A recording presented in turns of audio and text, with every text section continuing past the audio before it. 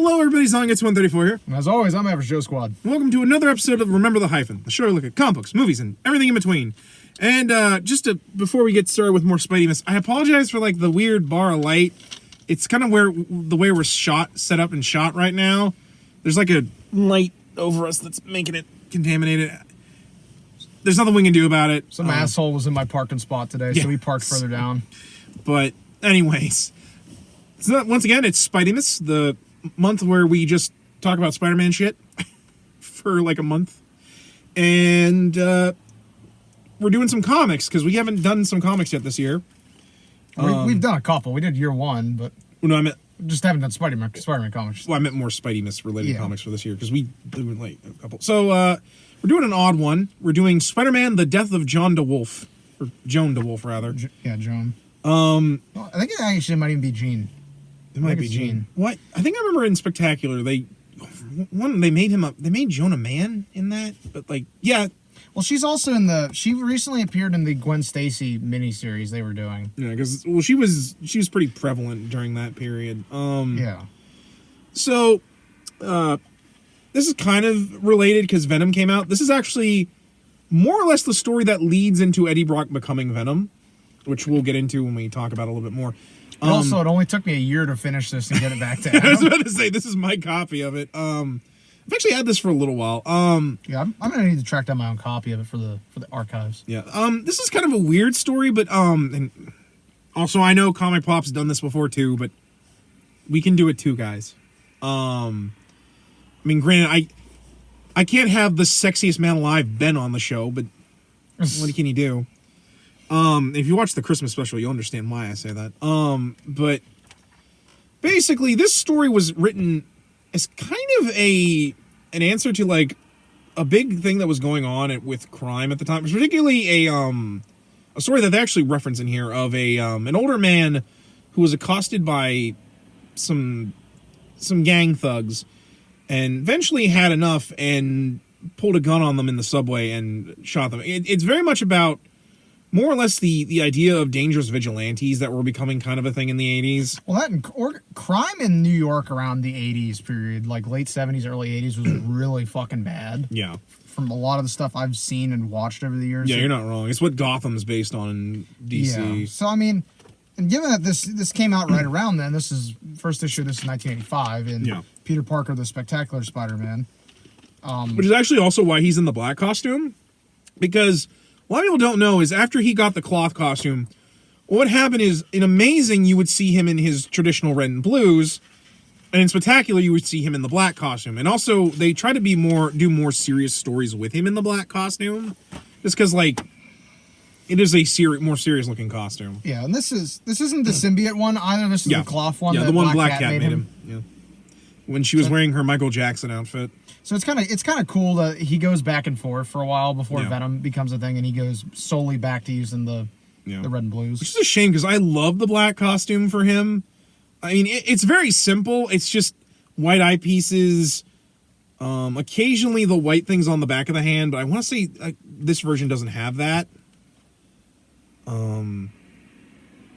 But no, it does. Oh, it does have, it does have the white pieces. Because that's actually original.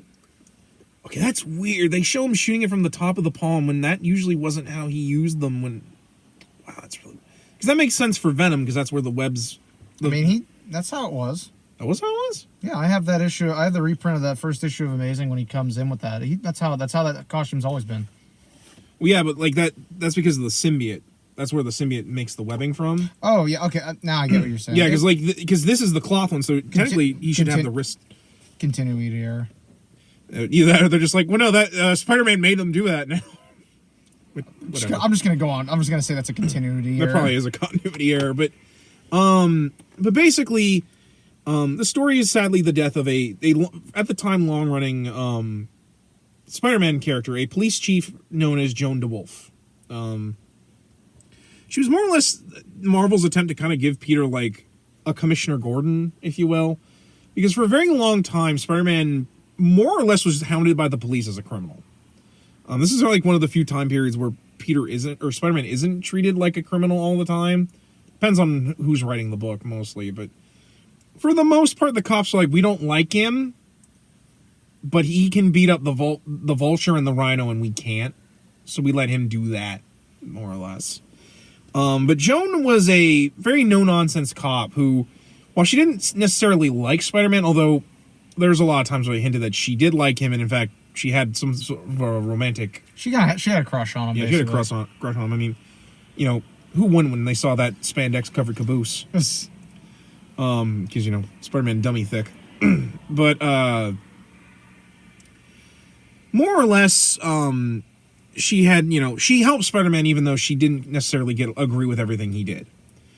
And sadly, this book opens with her having been killed by this new villain, which again also is kind of recurrent because last year and the year before that, they brought this character back, known as Stan Carter, a.k.a. the Sin Eater, who is more or less just a serial killer in a ski mask who blows people away with a shotgun. Pretty basic. Yeah. Also in the story, we have Matt Murdock, a.k.a. Daredevil. So again, Charlie Cox coming back as Daredevil for No Way Home.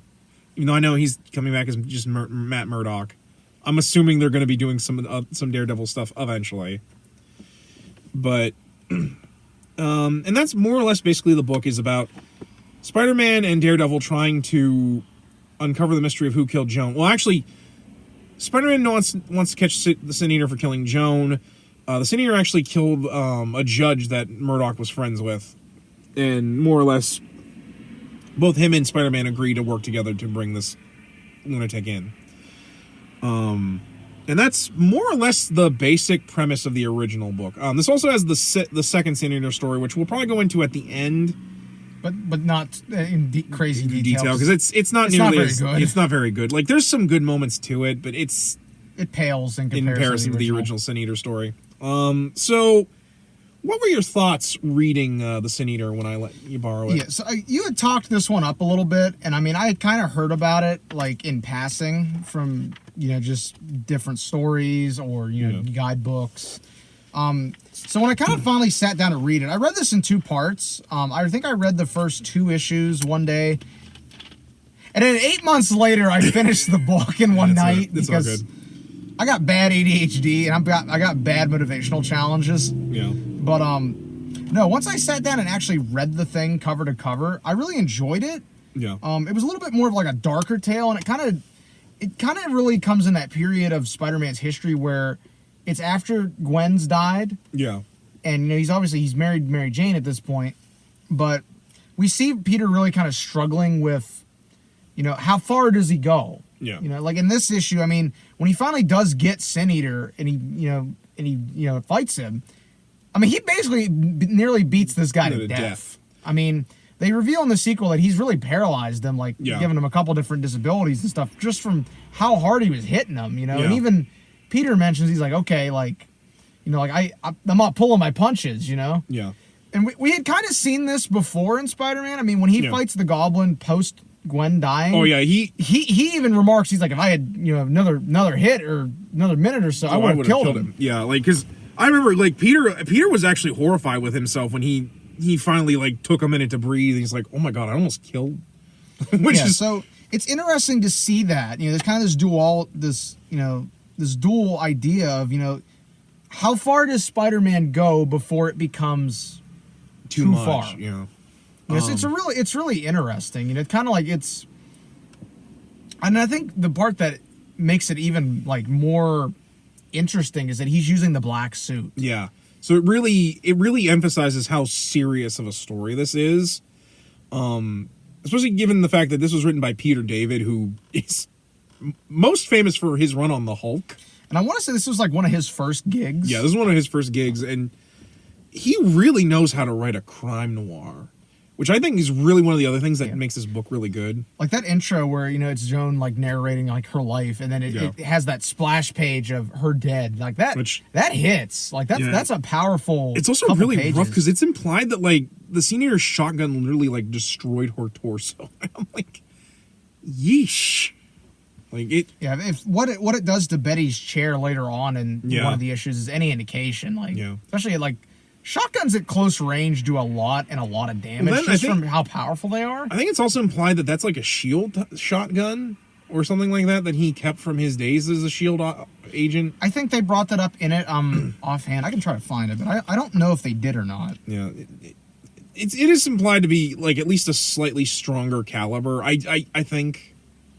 Because when they find where Stan's hiding the costume and the gun, and there's a couple of times where people get hurt because Spider-Man's fighting the Sin Eater, because he does like fire into the crowd to try and draw Spider-Man out of the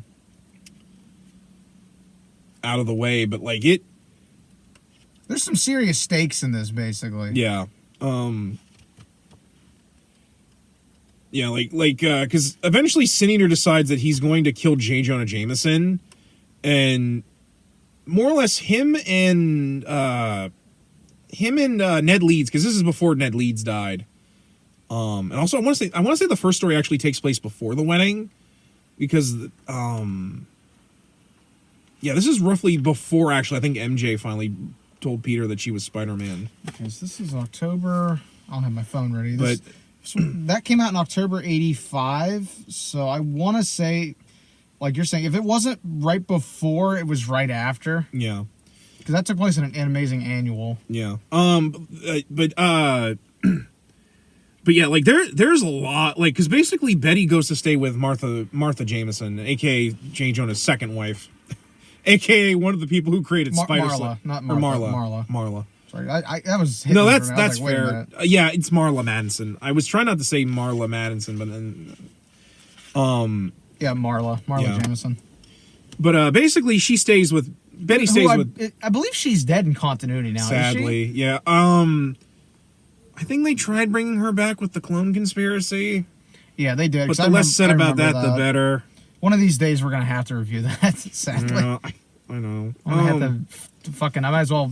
Sit down. I'll post a picture sometime of me sitting down with that and a bottle of Jack and be like, well, if we do that though, we'll do Superior first, because at least before we do Superior, that, we'll do Clone Saga. Yeah, before we do that, we do Clone Saga.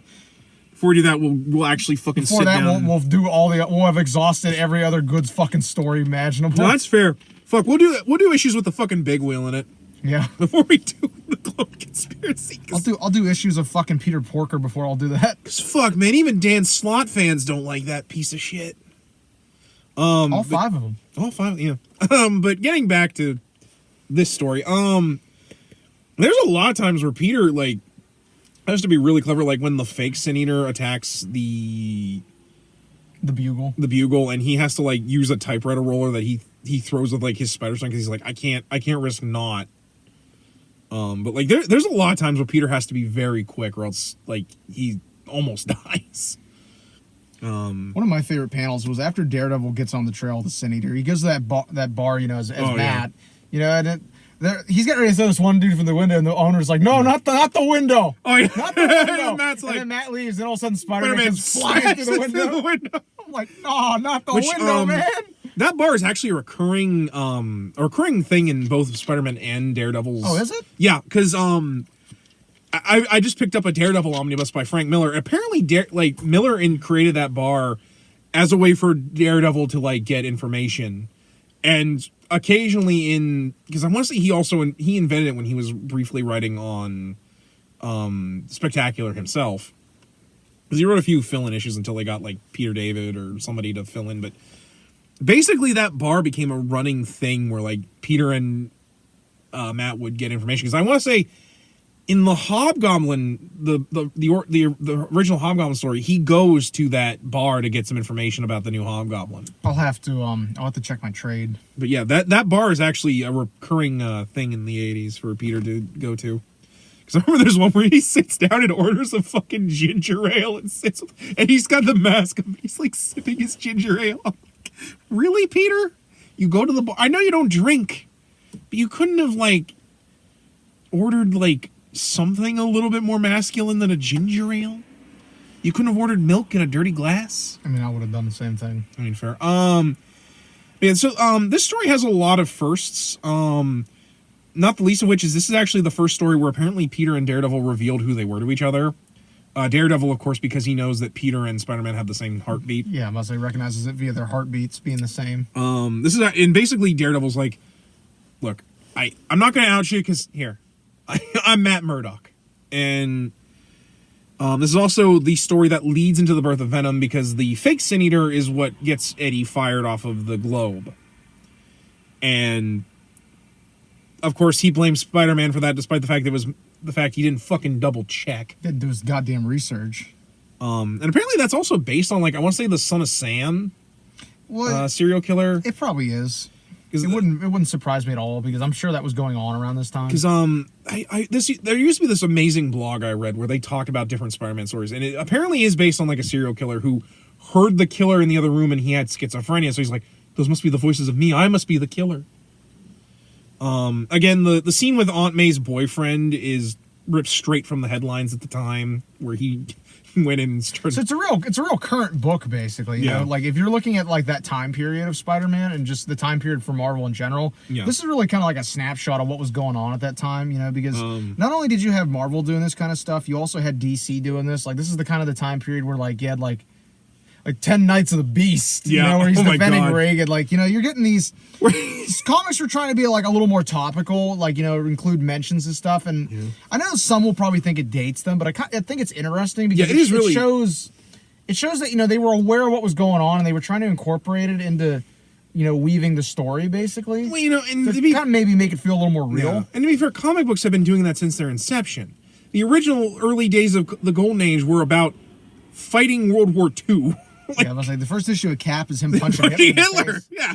You know, I mean, Spider-Man is famous for that, especially because, you know, he's the reason the comic book code of authority finally stopped with the famous drug issues, where they talked about. Well, for the most part, it was still a thing until 20. Yeah, but like I want to say it stopped being prevalent in like the 90s. It was, yeah, but like he was like it was like one of the bigger moments that led to it. The other being that Image, more or less, as much as I don't like to give Image a lot of credit. I was about to say, I'm like, man, I wrote my thesis on this. Actually, you're right. No, you're right. You're right. I should. No, it's like because I'm agreeing. It definitely is a big part. I mean, that was one of my things I argued in my thesis for graduate school was that the death of Gwen Stacy and the drug issues were two of the biggest reasons why the Comic Book Code Authority failed in the long run. Yeah. Because it showed that you could do these kind of stories where you could do dark stuff. Yeah. You know, that was topical and, you know, was gritty and real. You could do that kind of stuff and nothing bad would happen, you know, because for those who don't know, the Comic Book Code of Authority is really a knee-jerk reaction from the comic book industry post comic book scares, post, you know, Red Scare of the 1950s, where comic books literally got taken to the Supreme Court to have a week-long hearing about if they were dangerous. And some asshole thought that Batman was going to make kids gay. And the rest, as they say, is history. Yeah, Dr. Frederick Wertham. Yeah, the same asshole, I think, who once said that make sure your kids stay straight. You show their genitals to them in the shower. I don't think that was him. It might not have been him, but there was a guy who was like that. Like, that's probably exactly. That's whack. 1950s, you say? Couldn't tell. But anyway. Speaking of some other things, what was your reaction to Stan Carter being given LSD as a SHIELD agent? I was like, me with American history knowledge of CIA secret projects. Yeah. That was a little rough, especially because I don't think knowing Nick Fury, I don't know if I really believe he'd do that, but well, I mean, maybe modern Nick Fury, but I don't know about the Nick Fury of like the old days. So you think they did that because that was like that had just been revealed to the American public that the CIA had was done revealed in the early 70s. Okay. Manchurian candidates were a big thing though, so that could have been. Yeah. I'm sure that was a big deal. Something obviously inspired them to do something like that. Yeah. Although to be fair, I don't think that it was completely the reason why Stan Carter became the Sin Eater. I assume he had some mental issues before. Well, they even mentioned it. He had mental issues in the sequel. Yeah. And just losing his partner just made him snap. Yeah. Basically. Well, I mean, to be fair, the mental strain of it basically just made him snap. Well, to be fair, they say that in the sequel because that takes place a little bit more modern times where psychology is a little bit more. Yeah, not too modern. Well, I mean, not too modern, obviously, but like. That was double checking dates here. So I want to say that was like the late 80s. 1988. Yeah, 1988. So a couple years later. Well, because this is coming out like around the time like Death Wish and shit was coming out. We're like, and big. Which, by the way, we are never reviewing that. No. So don't ask. I ain't watching that. If we're gonna do anything Death Wish related, we'll just do the Punisher films and be done with it. Those are. There's some dark subject matter in that. I'll need. Well, we could do the third one where he just has a machine gun. like that shit. Is that the one where he's killing gangbangers and shit? Like he's just in the streets, just blowing people away. This ain't over. Yeah, like it's like how ridiculous like the later Dirty Harry films get, or like RoboCop 3, Deadpool. or Jesus. Yeah. Anyway. But yeah, I do give credit like later on. They're like, hey, we can't just say these people are dangerous psychopaths. We have to give them a little bit more realism to it. Because I feel like David did that because he's like, well, I feel kind of bad for making Stan like just a complete psycho. Like I had to give him a little bit of character. It was also really interesting to see Stan working with Peter, with Spider-Man, knowing he himself is the fucking Sin Eater. I wonder. To be honest, I almost wonder if that was because like he was trying to get Spider-Man to stop him, or if he seriously was just doing it as some sort of like disgusting thrill for himself. Yeah, one thing I really liked about this is you have the contrast in this between Peter wanting to catch the Sin Eater and punish him, versus Daredevil wanting to capture him and let him have a trial. So you kind of get this interesting kind of like dual play between the two of them about what is the right answer here. Which is kind of wild. Are superheroes above the law? Like we're getting into this heavy subject matter, and I'm like, wasn't expecting this in this, but okay. I mean, this is interesting. He raises a good point. Yeah, which is kind of wild because there are some writers where they would have just let Daredevil straight up murder this dude, despite the fact that like I don't believe Daredevil would murder people unless like he had no other choice. Like with Bullseye, there ain't no putting him in jail. The only thing that's going to stop Bullseye is if you put a billy club right between his eyes. Or, in the case of when he killed Elektra, dropping him from like a 3-story building and breaking every bone in his body. And then playing Russian roulette just to fuck with him. Which, I'm not even making a joke. That straight up happened in the Frank Miller run of Daredevil. It is fucking insane. Oh, I see Frank Miller was watching The Deer Hunter one night. To be fair though, his Daredevil run is actually really, really good. One of these days I need to find all my Daredevil trades to let you read them. But yeah, like I do think it was very interesting having Daredevil, the lawyer who is a fucking vigilante, trying to tell Peter, no, you gotta let him have a fair trial. And to be fair, I am agreeing with Matt. The world already thinks you're a crook, Spider-Man. You want to prove them right? And I'm like, damn, Matt's spitting some serious sense here, to be honest. Yeah, although I get both sides here, but like Matt is spitting some sense. I mean, I at least kind of don't think Spider-Man was in the wrong to cripple the Sin Eater, as much as I'm not for superheroes also violently crippling their foes. Yeah. But like, I honestly don't know if there's any other way for Spider-Man to put the Sin Eater down except using like slightly above his normal range of force. Yeah. I mean, granted, he probably shouldn't have completely brutalized the man, but I certainly think he definitely should have made it that much like Batman, that man never held a gun in his hands ever again.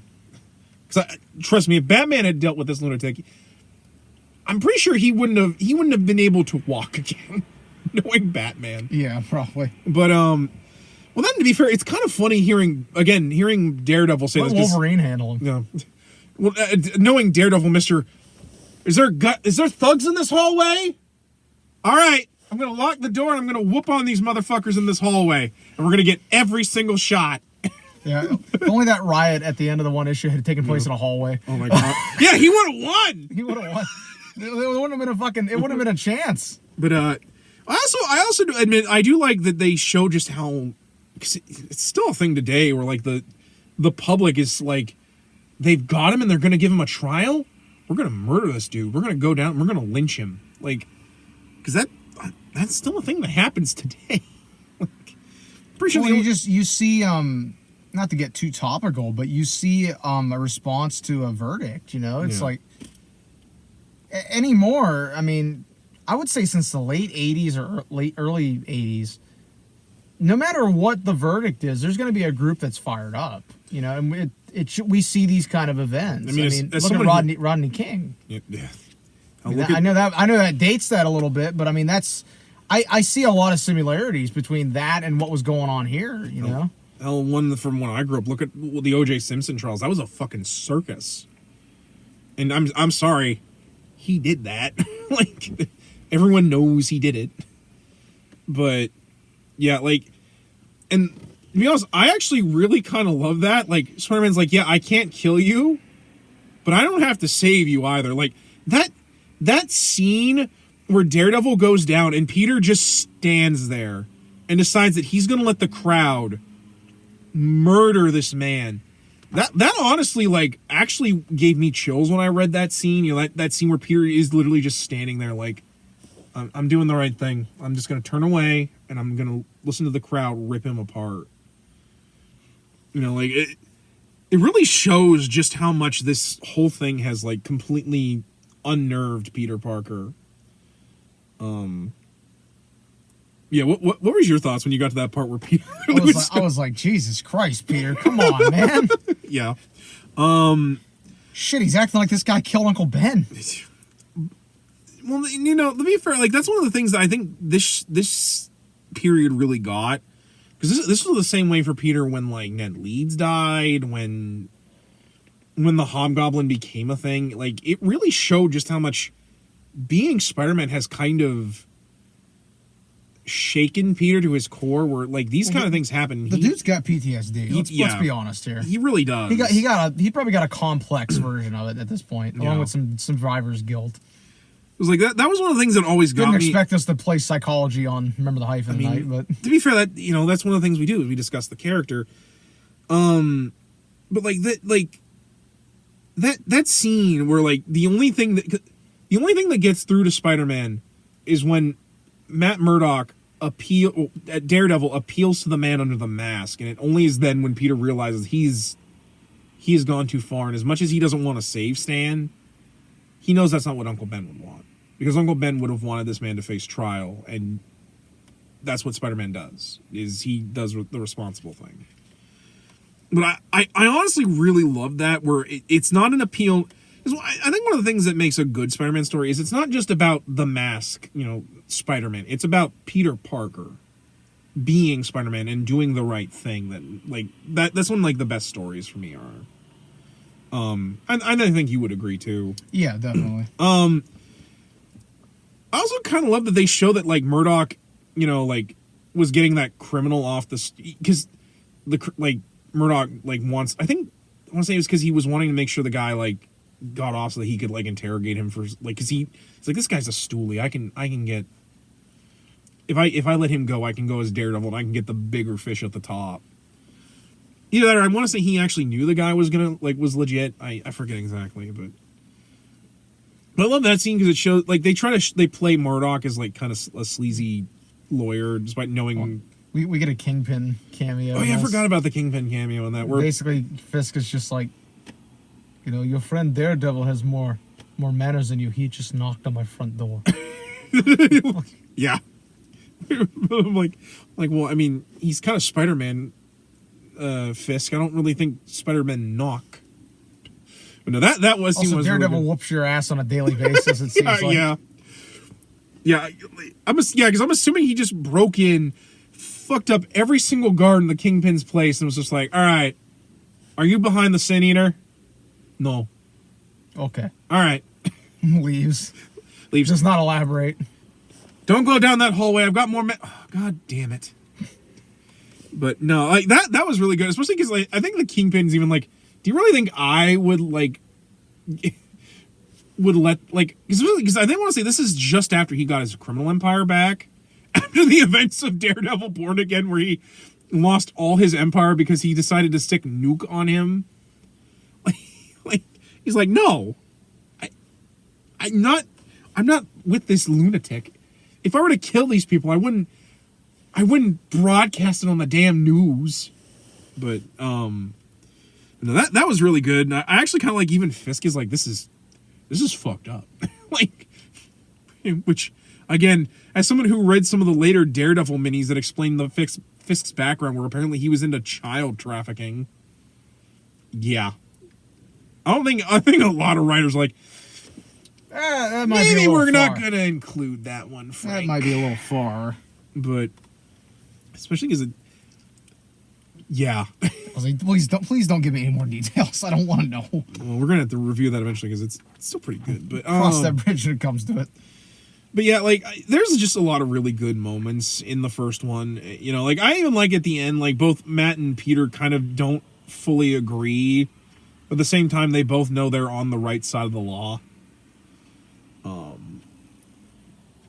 But yeah, like I said, overall, it's a really interesting story where it deals with, you know, crime in the 80s, you know, the idea of vigilantism, like, mental health, the idea of, like, it's very 80s. Very, that was very a lot. 80s. That was a lot of there was a lot of stuff around that time period that dealt with that. Yeah.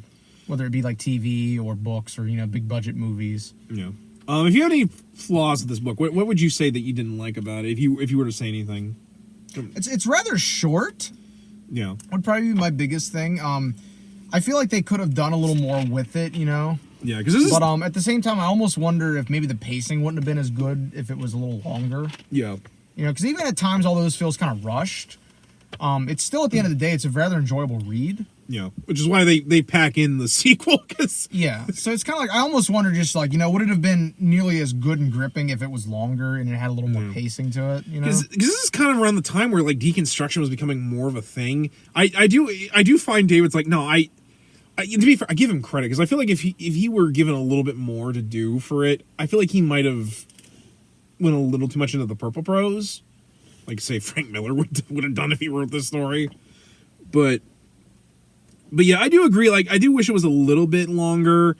I kind of wish we got a little bit more with Daredevil. I know this is Spider-Man's story for the most part, but I do wish, like, maybe we had some more, like, of Daredevil and Spider-Man, like, discussing about, like what they do. But overall, I think it's a pretty good story. Now, which side of the coin do you agree with Peter or Matt?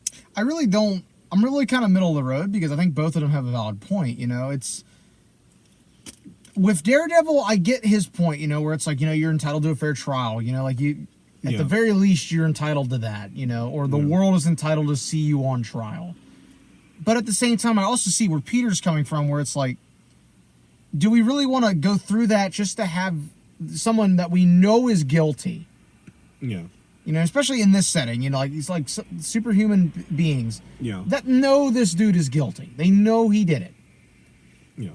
They have to kind of sit through it and watch as that same guy that they know is guilty go free. Yeah. You know, so like, it's a very complicated answer. I don't think either of them are totally right. Yeah.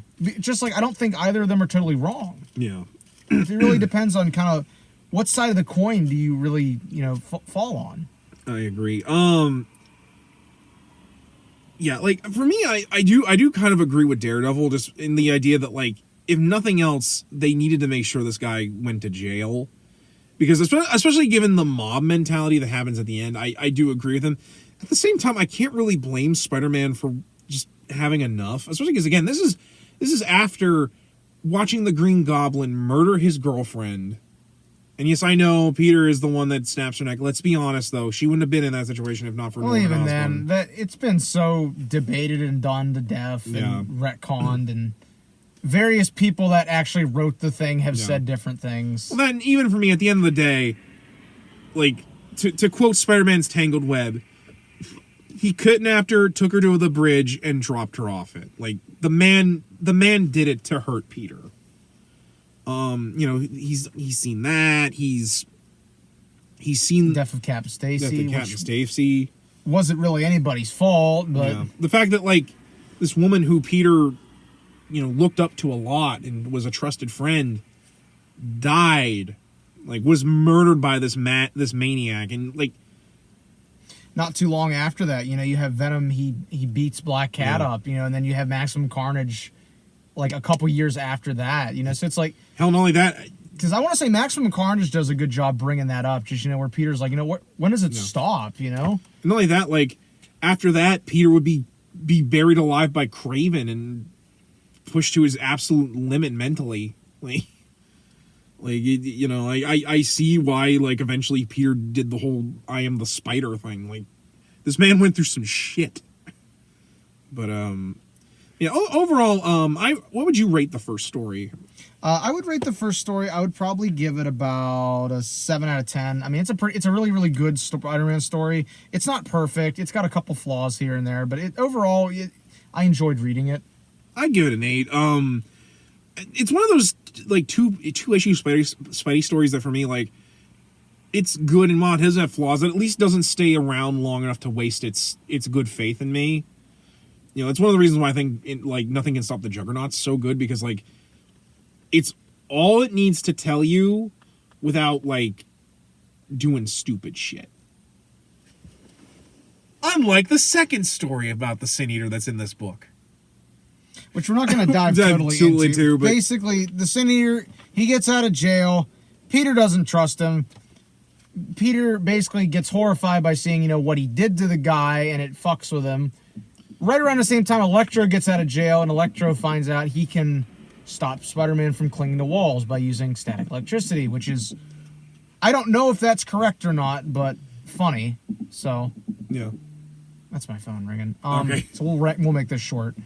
Basically, at the end of the day, Spider-Man, he beats Electro. Everything's good.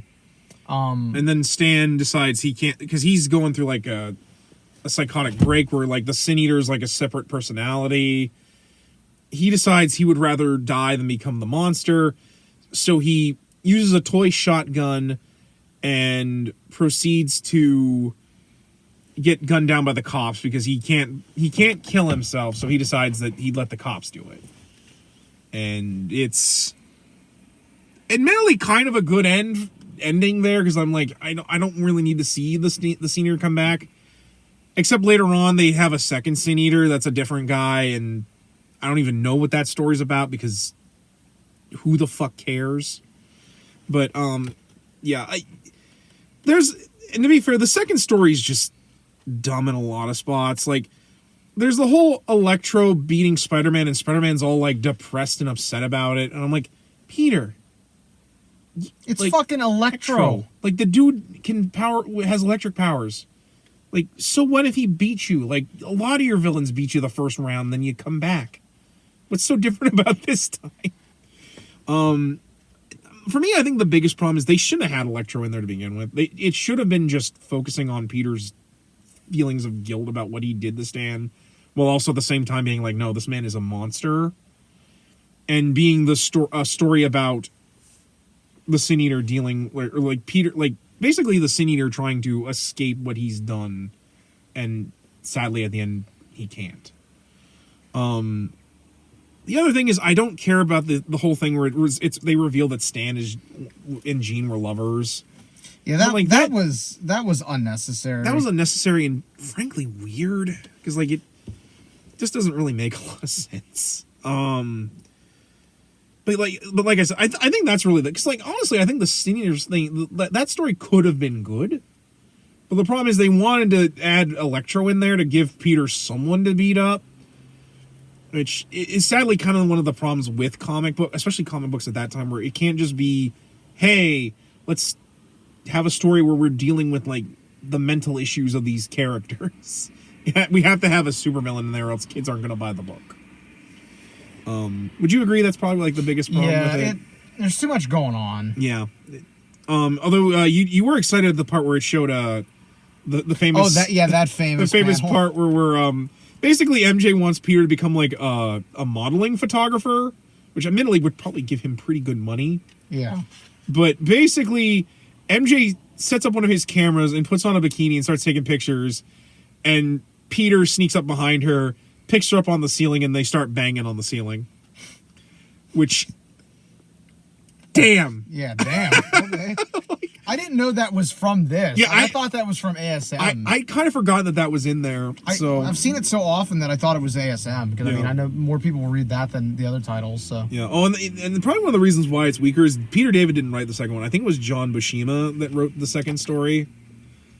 Which it kind of shows, because, like, No, Peter David wrote this too. No, Peter David did write it? So it's right there. Well, Peter never David, mind. writer. I'll shut up. Which is weird, because like I said, Peter Tom David... DeFalco, editor-in-chief. Oh, yeah, because this is when he was the EIC, and then I want to say later in the 90s he steps down, but he's the editor for the Spider-Man books, because at that time, like, there were like 7 different Spider-Man books, including the New Warriors, because no one knew what to do with it, so they're like, we'll give it to the Spider-Man writers, which was why, like, during the 90s, the New Warriors would just show up in Peter's book for some reason. There's also why Ben Reilly became a member of the New Warriors during his brief tenure as Spider-Man. Anyway, but yeah, like I said, it's such a disappointment, because, like, I don't really think there needed to be, like, a sequel to the Sin Eater story. I mean, granted, I get what David was trying to do, but as a whole, it's for me, sadly, like a 5 out of 10. There's some good parts in it. It's going to be right around where I rate but it, like a 4 or there's 5 just out of 10. too much going on in it, and sadly, there's just no real good payoff. Yeah, and, well, that and like they kept doing stupid shit trying to make the Sin Eater a thing. Like at the end of the day, it's a dude in a ski mask with a shotgun. Like, you can't just keep bringing him back and having him avoid Spider-Man when he's just a dude with a ski mask and a shotgun. Although, now that you read this, what's your feelings now that like since Kindred brought him as a he's still fucking lame. I'm sorry. Yeah, especially because that's the second Sin I remember Eater. when I told you they brought him back, I was like, why? Why the fuck did they bring him back? I wish I had an answer. That's crazy, but I don't remember asking for this. Because I want to say that's the second Sin Eater, or is that, or did they say that? I'd have to go back and look because I don't want to give the wrong answer. Yeah, because I'm assuming it was the second one, because I just don't think that they would do the Stand again. Yeah. But so any final thoughts before we wrap this one up? As a whole, it's just an interesting story that to see done with Spider-Man. I know like it was more common later on, but like I don't think nearly any of them did it as good as this one did, or if they did it was very different. It's just kind of interesting to see Spider-Man in like a cop drama where he's trying to like actually be a detective and solve the crime. Despite the fact that's not really one of Spider-Man's bigger forte. Usually Spider-Man just fights the bad guy and it's him trying to figure out how to stop the bad guy. It's usually his detective work, but like I said, it's a very interesting story, and the fact that this kind of short story has so much like permanent change, despite being kind of a what you would think would be a throwaway. You know, this leads into so many historic Spider-Man moments. Like this is what births Venom for one. And you know, the fact that it leads into like eventually Spider-Man going on a much darker path story-wise, you know. But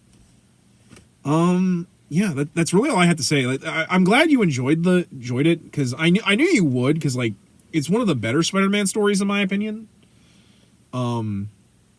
I'm pretty sure you can find this pretty easily, because I found this, I want to say... Especially if you use Amazon like me to buy your trades. Especially because I think they reprint this a lot. It's not like something they don't reprint. Plus, it's in one of the essentials, because I think they're starting to do Spectacular as an essential. Well, I don't know, because I haven't seen it in Epic yet, and I don't think they've omnibused it yet. Well, I'm sure sooner or later they'll probably at least make essentials for Spectacular, just because it's... I'd rather they do Epics, because I don't like essentials because they're black and white. Oh, they do them in color now. Oh, they do them in color? Or you know what, maybe I'm thinking of Epics. I think you're thinking of the Epics. Yeah, because the essentials are black and white. Yeah, and that's basically more or less what the Epics are, is that they're in color. But I'm sure sooner or later they'll do Spectacular, just because it's at least one of the better Spider-Man titles. I don't think they're ever going to make an Epic for Web of, sadly. I wish they would. I wish they would. Fucking omnibus that shit. Yeah, just omnibus Web of Spider-Man. Because why the fuck not? Like, you've got everything else. Yeah, like, just fucking do it. Like, I mean, granted, it'd be weird towards the end, because, like, most of the late end of Web is just, here's a tie-in to this story that's going on right now. Here's the conclusion of this issue of the Clone Saga. But why the fuck not? But yeah, like, you can find this pretty easily. It's certainly easier to find than, like, say, Batman the Cult or some of the other kind of obscure stories we've done in the past. Yeah. But, yeah, so I recommend it. Would you? Yeah, I'm going to recommend it. Like I said, it's an enjoyable story, and it's got some deep stuff in there. It's just, like I said, it's but at the same time, it's also a short read, you know? Yeah. So if you're not in the mood to strap yourself in for like, I don't know, like a 15-issue run. You know, this is probably one this is your boy right here. it's certainly a quicker read than Maximum Carnage, even though I like Maximum Carnage. Maximum Carnage drags. That's Yeah, the it problem. really does. But yeah, guys, I think that'll wrap it up for this episode. Let us know what you think about it, and if you've read it, let us know what you think about it in the comments. But until then, guys, we got some more Spider-Man to film, and more Spider-Man to come along the way. But until then, I'm Zongetsu134. Oh, you're me now. I'm, God fucking damn. he's my clone. I've been doing so well. You're my clone. This is all, remember the Hyphen, the Clone Saga. I've been doing so fucking well. I'm Average Joe Squad. You know, I'm a dumb motherfucker. And as always, We ask you, remember the Hyphen. and take care.